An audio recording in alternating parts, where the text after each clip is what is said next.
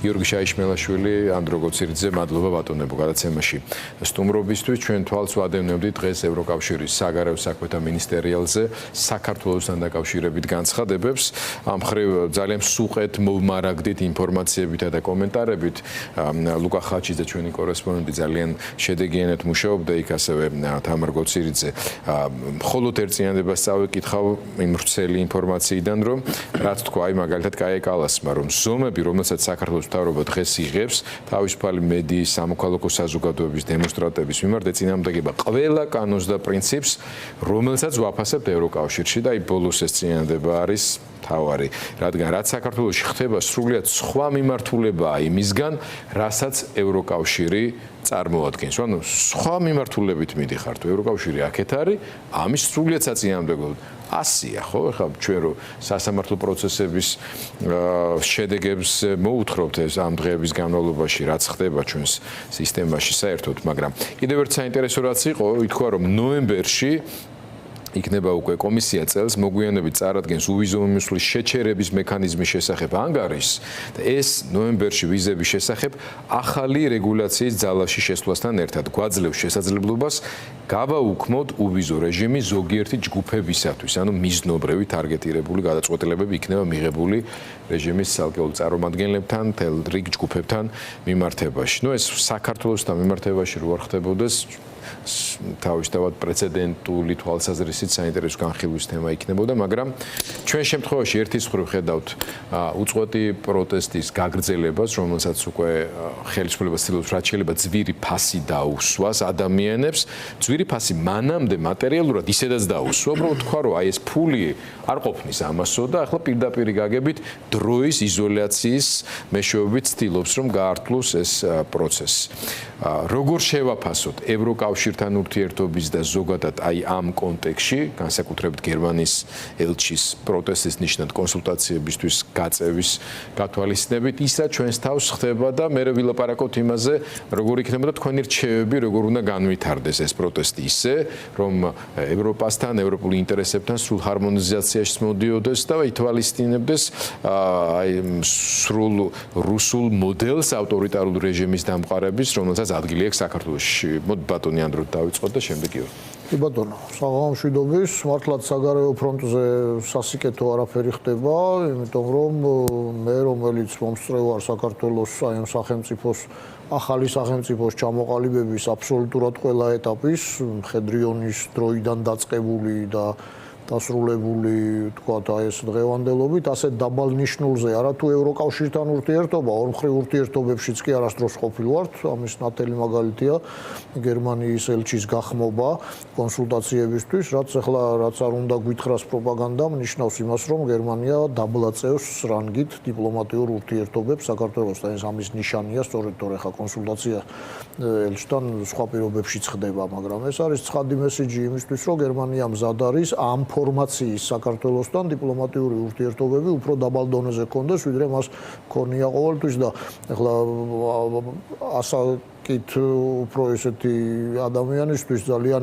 ადვილი გასახსენებელია, რომ გერმანია იყო ერთ-ერთი პირველი, რომელმაც საერთოდ საქართველოს დახმარების ხელი გამოუწოდა. აღიარების თვალსაზრისით საერთოდ დიპლომატიური მექანიზმის ნომრებზეც 001 სწორედ გერმანიის. 001-იც ამიტომ აქვს და მაშინ ჩვენ უნდა ვთქვათ, რომ ახლა მე იმიტომ კი ავსაუბრობ ამას, რომ თქვათ რაღაც მუდმივი მადლიერების გრძნობით თქვათ საქართველოს თავის პოზიცია არ უნდა დააფიქსიროს საერთაშორისო ასპარეზზე. ამას იმიტომ ვამბობ, რომ სწორედ ამას გამოიყენებს პროპაგანდა და იტყვის, რომ მე რა იმისთვის, რომ მათ თქვათ ხორბალი მოგცეს ან რაღაც დაგვეხმარნენ, ამიტომ ეხლა ცალფეხზე დავდგეთ. ამაზე კი არ არის საუბარი. ცალფეხზე დადგომა მაშინ მოგვიწევს, როდესაც არც ერთი პარტნიორი აღარ გვეყოლება უსაფრთხოების კონტექსტში.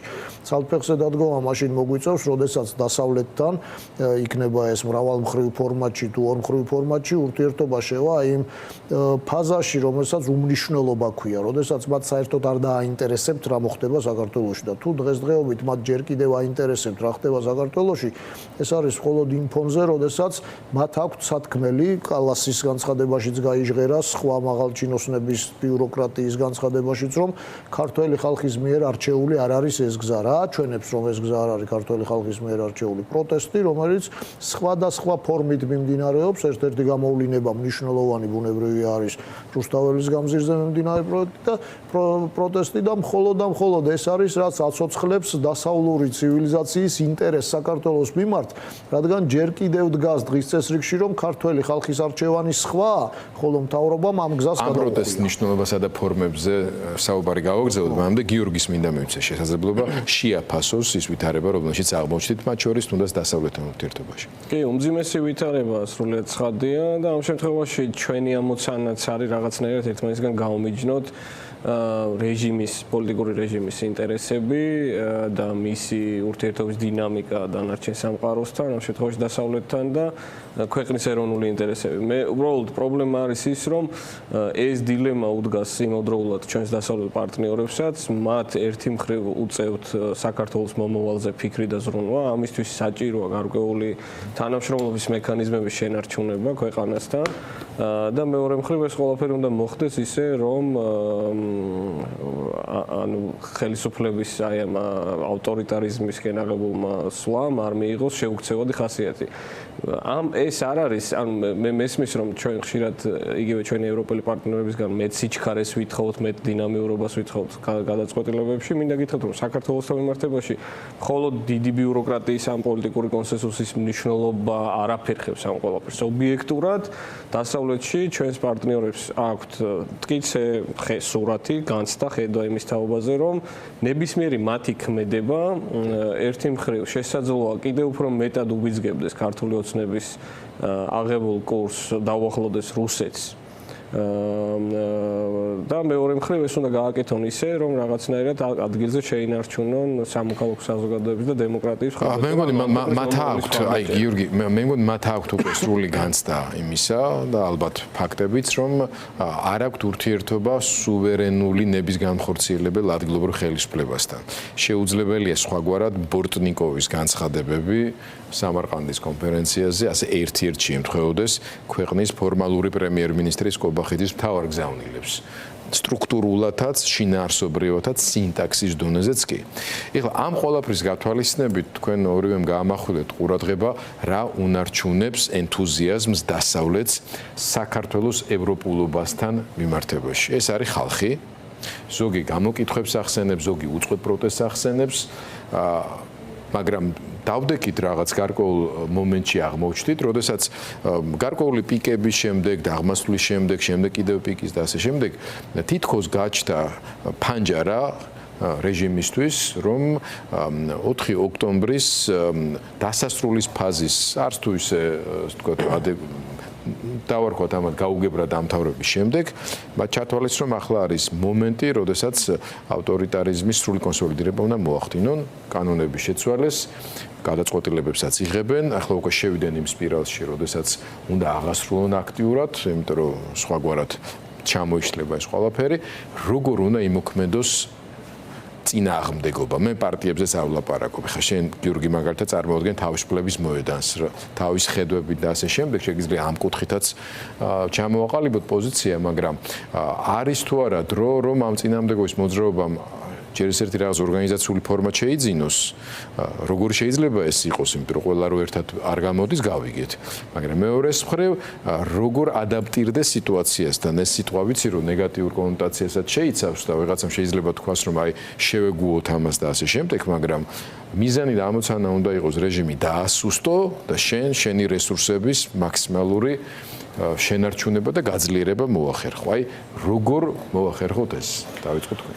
კი ბატონო, ბუნებრივია, ყველა მოცემულობა გვაქვს იმისა, რომ ეს ბრძოლა იქნება ხანგრძლივადიანი, იმიტომ რომ მოკლე დისტანციაზე რეჟიმი არ ჩამოიშალა, ბუნებრივია და ამგვარი მოლოდინი ალბათ არც უნდა ყოფილიყო, იმიტომ რომ ჯერჯერობით რეჟიმს გააჩნია აბსოლუტურად ყველა პარამეტრი, იქნება ძალოვანი უწყებების ხარდაჭერა, ფინანსური რესურსი თუ სხვა გარკვეული მიმართულებები, რომელთაც ეს სიტუაციის კონტროლს ახერხებს. ძირითადი პრობლემა რაც აქვს რეჟიმს არის დასავლური ზეწოლა და უწყვეტი პროტესტი. სწორედ ამიტომ ამ უწყვეტი პროტესტის ჩასახშობად ის აკეთებს ყველაფერს, იქნება ეს ავტოკრატიული მეთოდები თუ სპეცსამსახურისთვის და ძალოვანი უწყებებისთვის დამახასიათებელი სხვადასხვა ვთქვათ, იგივე ახლა არც ის არის გამორიცხული რომ 4 ოქტომბრის განვითარებაში სადღაც რაღაც რეჟიმის ხელი ერია ხო ასეა და გარკვეული მისთვის სასურველი მიმართულებითაც მიყავდა. ესეც შესაძლებელია. ამიტომ მნიშვნელოვანი ახლა ალბათ არის რომ აი ამ წინააღმდეგობამ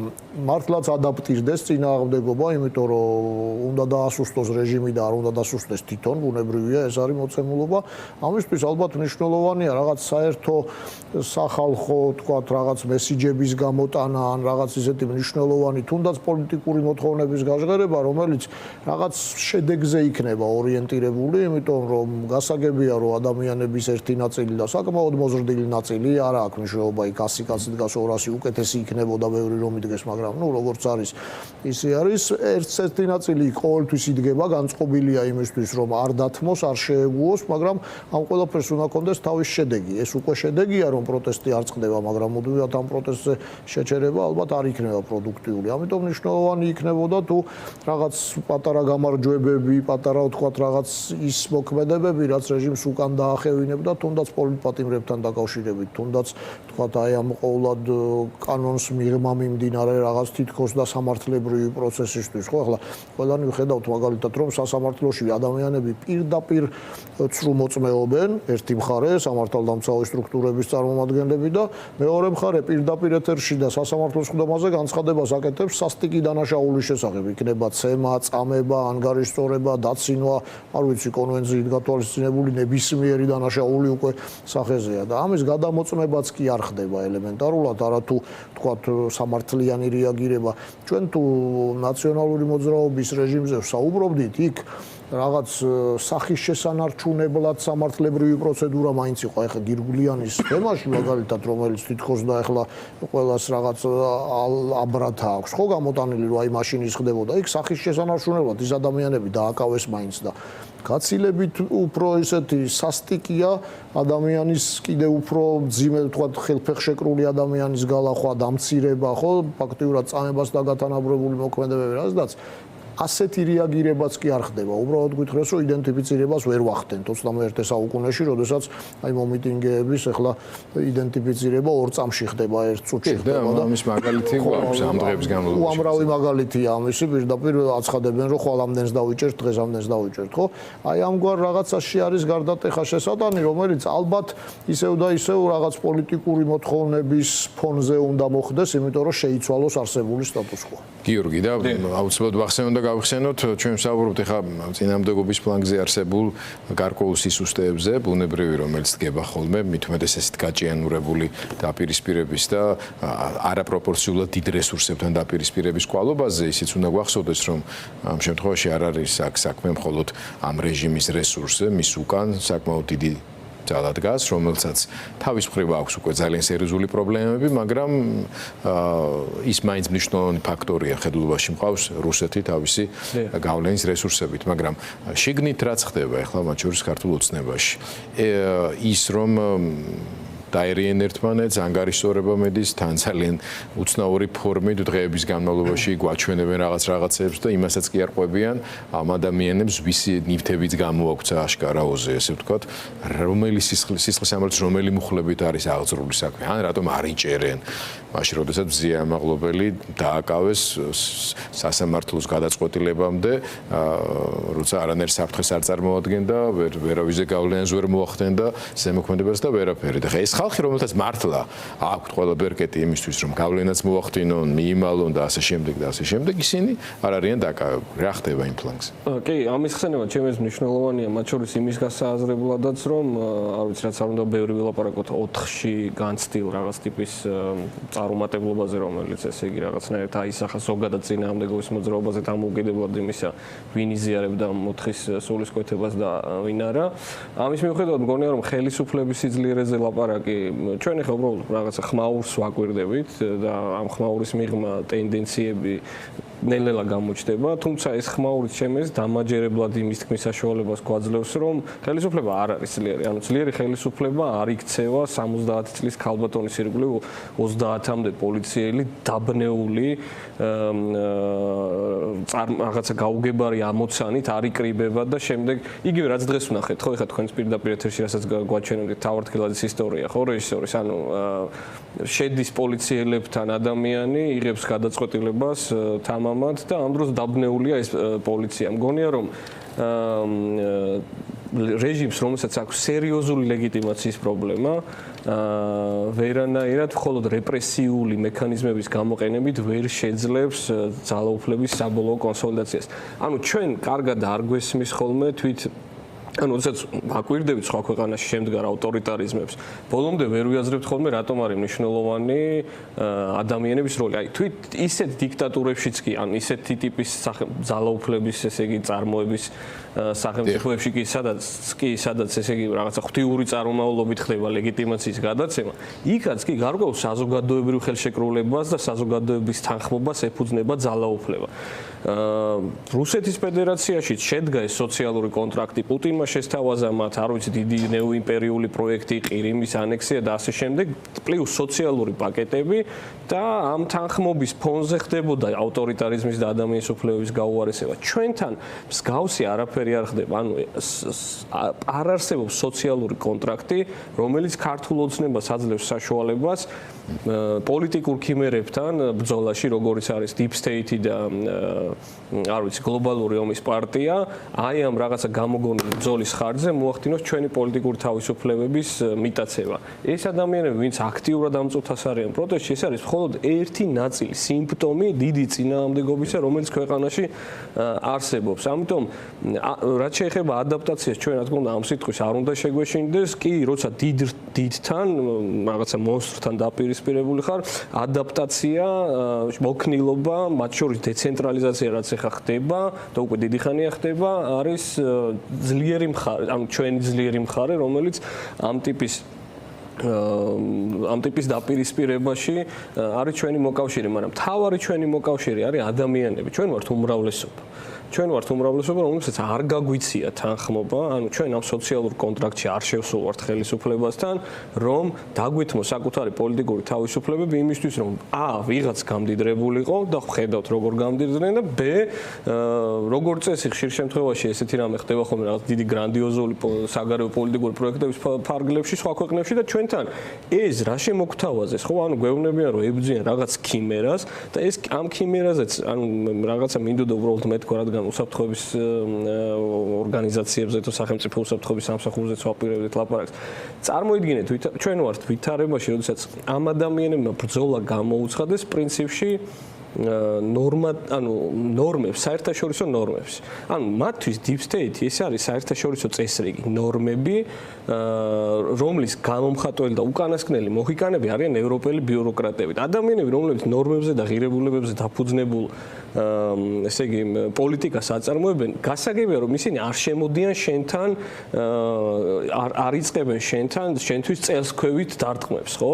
და ეს ყველაფერი თან გააკეთეს იმ ფონზე, როდესაც აი ამ საერთაშორისო ეს ერთის მხრივ არის სიძლიერე ევროპის და დასავლეთის, მეორეს მხრივ არის გარკვეული სისუსტე ამ ტიპის რეჟიმებთან დამოკიდებულებაში, რასთან ადაპტირებასაც და გზების ძიებასაც ისინი აგრძელებენ. გამოცდილება აჩვენებს, რომ ეს არის დროებითი უპირატესობა ხოლმე, როგორც წესი ავტორიტარიზმებისა, რომლებიც საბოლოო ჯამში ძალიან ცუდად იტეხენ ხვირს ასე დღეს. მადლობა გიორგი, მადლობა ბატონო ანდრო, თქვენი კომენტარებისთვის.